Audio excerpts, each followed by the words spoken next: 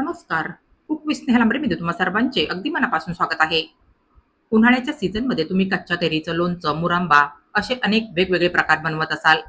पण आज मी तुम्हाला फक्त 3 सामग्रीमध्ये 6 महिने स्टोअर करून खाता येईल अशी कच्च्या कैरीची चटपटीत आणि चटकदार कँडी तयार करून दाखवणार आहे. उन्हाळ्याच्या सीझनमध्ये शरीराला थंडावा देणारी ही कच्च्या कैरीची चटपटीत कँडी अगदी लहान मुलांपासून ते मोठ्यांपर्यंत सर्वांनाच खायला फार आवडेल. गॅरंटी आहे, ही रेसिपी तुम्ही बघितल्या बघितल्या लगेचच बनवाल. बघताच तोंडाला पाणी सुटेल अशी शरीराला थंडावा देणारी कच्च्या कैरीची चटकदार चटपटीत 6 महिने टिकणारी कँडी आज मी तुम्हाला अगदी सोप्या पद्धतीने तयार करून दाखवणार आहे. चला तर मग वेळ वाया न घालवता लगेचच आपण आपल्या आजच्या ह्या चविष्ट रेसिपीला सुरुवात करूया. तर हे पहा, कच्च्या कैरीची कँडी तयार करण्यासाठी इथे मी ह्या 2 मीडियम साईजच्या कच्च्या कैऱ्या घेतल्या आहे. ह्या मी मीडियम आंबट असलेल्या कच्च्या कैऱ्या ह्या ठिकाणी घेतल्या आहे. तुम्ही तुमच्याकडे असतील त्या कैऱ्या घेऊ शकता कँडी तयार करण्यासाठी. फक्त जास्त आंबट कैऱ्यांची कँडी बनवण्यासाठी तुम्हाला साखर जास्त घ्यावी लागेल. या दोन्ही कैऱ्या मी पाण्याने स्वच्छ धुवून आणि कपड्याने पुसून घेतल्या आहे. यांना जरा सुद्धा पाण्याचा ओलावा नाही राहिला पाहिजे याची काळजी घ्यायची आहे. त्यासाठी कैऱ्या पाण्याने स्वच्छ धुवून कपड्याने पुसून चांगल्या कोरड्या करून घ्यायच्या आहे. हवं तर तुम्ही ह्यांना पंख्याखाली जरा वेळ सुकवत ठेवायचंय. कैऱ्यांची देठं सुरीने कापून टाकायची आहे आणि कैऱ्यांची वरची हिरवी साल पिलरने काढून टाकायची आहे. तर ह्या ठिकाणी मी ह्या दोन्ही कैऱ्यांची वरची साल काढून टाकली आहे. आता ह्या ज्या कैऱ्या आहे यांच्या मी सुरीने बारीक बारीक फोडी चिरून घेणार आहे. कैरीच्या आतली कोय काढून टाकायची आहे. उन्हाळ्याच्या सीझनमध्ये आंब्याच्या झाडाला येणाऱ्या कैऱ्यांचा स्वाद तुम्ही 6 महिने घेऊ शकता. आपण जी ह्या कैरीची कँडी तयार करणार आहोत ती तुम्ही फ्रीज शिवायही अगदी 6 महिने स्टोअर करून खाऊ शकता. तर हे पहा, इथे मी ह्या घेतलेल्या दोन्ही कैऱ्यांच्या अशा सुरीने बारीक बारीक फोडी चिरून घेतल्या आहे. या सगळ्या फोडी मी सुरुवातीला मिक्सरच्या भांड्यामध्ये घालून घेणार आहे. तुमची कैऱ्यांची क्वांटिटी जास्त असेल तर थोड्या थोड्या कैऱ्यांच्या फोडी मिक्सरच्या भांड्यात घालून बारीक करून घ्यायच्या आहे. तर आता इथे या वाटीमध्ये मी ही 1 वाटी पुदिन्याची पानं घेतली आहे. पुदिन्याची पानं जर तुम्ही ह्या ठिकाणी अशी फ्रेश वापरली तर बरं राहील, कारण ताज्या ताज्या पुदिन्याचा सुगंध आणि टेस्ट दोन्ही कँडीला फारच छान येईल. पुदिना हा गुणधर्माने थंड असतो, तेव्हा उन्हाळ्याच्या सीझनमध्ये खाण्यासाठी कैरीच्या कँडीमध्ये पुदिना घालणं फारच लाभदायक ठरेल. पुदिना हा उन्हाळ्याच्या सीझनमध्ये शरीराला थंडावा देणारा एक फारच महत्त्वाचा घटक आहे आणि सोबतच याचा सुगंध आणि टेस्ट सुद्धा कँडीला फारच छान येते. पाणी न घालताच आपण ह्यांना मिक्सरमध्ये अगदी बारीक पेस्ट प्रमाणे दळून घेणार आहोत. तर हे पहा, अशा पद्धतीने आपण ही कैरी आणि पुदिन्याची मिक्सरला स्मूथ पेस्ट तयार करून घेतली आहे. पुदिन्यामुळे ह्याला रंग देखील बघा किती छान आलाय आणि पुदिन्याचा सुगंध सुद्धा इथे फारच छान सुटलाय. 2 कैऱ्यांसाठी 1 वाटी पुदिन्याची पानं असं प्रमाण घ्यायचंय. दुसरं म्हणजे पुदिन्याची पानं आणि कैऱ्या मिक्सरला बारीक करताना त्याच्यामध्ये पाण्याचा एक थेंबही घालायचा नाहीये. पाणी घालून त्यांना मिक्सरला बारीक केलं तर एकतर त्यांच्यातलं पाणी आटवायला जास्त वेळ लागेल आणि दुसरं म्हणजे कँडीत जास्त दिवस टिकायचे चान्सेस सुद्धा कमी राहतील. तुम्हाला जर ह्याला मिक्सरला बारीक केल्यानंतर ह्याच्यामध्ये कैरीच्या बारीक बारीक फोडी राहिल्यासारख्या वाटत असतील तर तुम्ही हे मिश्रण पुरण गाळणीने गाळून घेऊ शकता. बस ह्याच्यामध्ये कैरीच्या बारीक बारीक फोडी नाही राहिल्या पाहिजे ह्याची काळजी घ्यायची आहे. माझ्या या मिश्रणामध्ये कैरीच्या फोडी अजिबात राहिलेल्या नाहीये. अगदी स्मूथ असं माझं हे मिश्रण ह्या ठिकाणी तयार झालंय.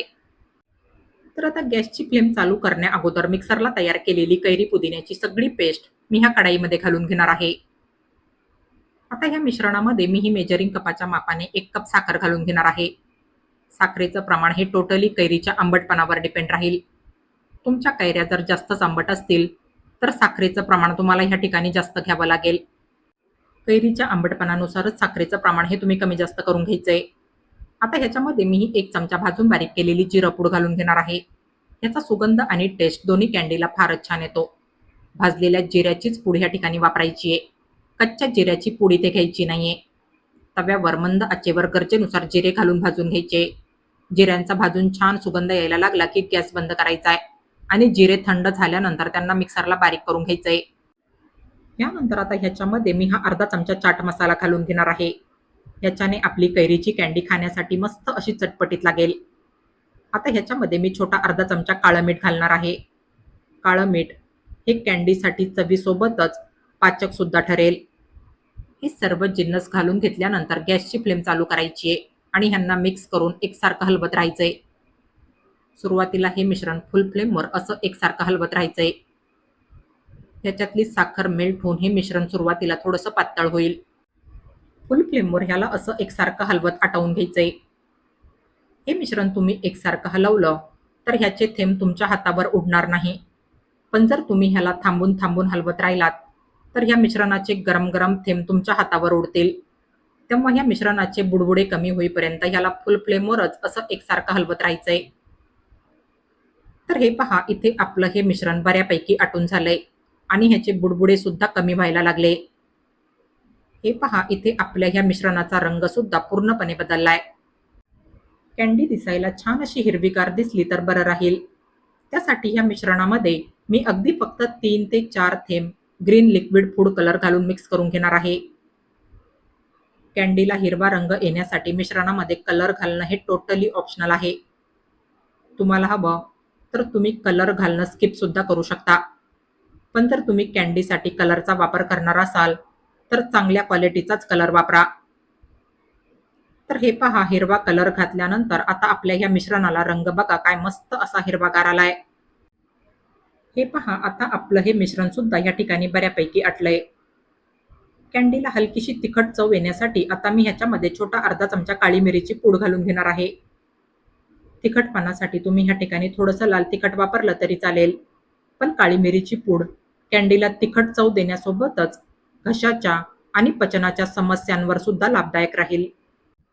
याच्याने तुमच्या कँडीचा हिरवा रंग सुद्धा टिकून राहील आणि कँडी चवीला मस्त अशी हलकीशी तिखट, आंबट आणि गोड तयार होईल. कँडी चवीला फारच मस्त अशी चटपटीत आणि चटकदार लागेल खाण्यासाठी. रोज जेवणानंतर ही कैरीची कँडी खाणं तुमच्या शरीरासाठी पाचक ठरेल. हे मिश्रण असं एकसारखं हलवत आटवून एकदम घट्ट करून घ्यायचंय. तर हे पहा, आता इथे आपलं हे कँडीचं मिश्रण ह्या ठिकाणी बऱ्यापैकी घट्ट झालंय. आता ह्या स्टेजला मी ह्याच्यामध्ये अर्धा चमचा साजूक तूप घालून घेणार आहे. असं ह्या स्टेजला थोडंसं साजूक तूप किंवा मग तेल ह्या मिश्रणामध्ये घातलं तर कँडी तयार झाल्यानंतर मस्त अशी चमकदार दिसेल. याच्याने कँडीला छान चमक येईल. या मिश्रणातला ओलावा बऱ्यापैकी कमी होईपर्यंत ह्याला आटवून घ्यायचंय. हे मिश्रण तुम्ही आटवून जेवढं घट्ट बनवाल तेवढीच तुमची कँडी पटकन सुकेल आणि जास्त दिवस टिकेलही. तर हे पहा, हे जे कँडीचं मिश्रण आहे हे असं एवढं घट्ट होईपर्यंत आटवून घ्यायचंय. या मिश्रणाला घट्टपणा येण्यासाठी आपण ह्याच्यामध्ये कॉर्नफ्लोअर, अगर अगर यापैकी काहीही घातलेलं नाहीये. अगदी ओरिजिनल आणि नॅचरल पद्धतीने आज मी तुम्हाला ही कैरीची कँडी तयार करून दाखवणार आहे. हे मिश्रण थंड झालं की ह्यापेक्षा अजून थोडंसं घट्ट होईल. तर आता गॅस बंद करून ह्याला मी जरा वेळ बाजूला ठेवून देणार आहे. आता तुम्ही ज्या भांड्यामध्ये मिश्रण सुकवायला ठेवणार असाल त्या भांड्याला सुरुवातीला असं थोडंसं तेल लावून घ्यायचंय आणि तयार केलेलं कँडीचं मिश्रण तेल लावलेल्या भांड्यामध्ये काढून घ्यायचंय.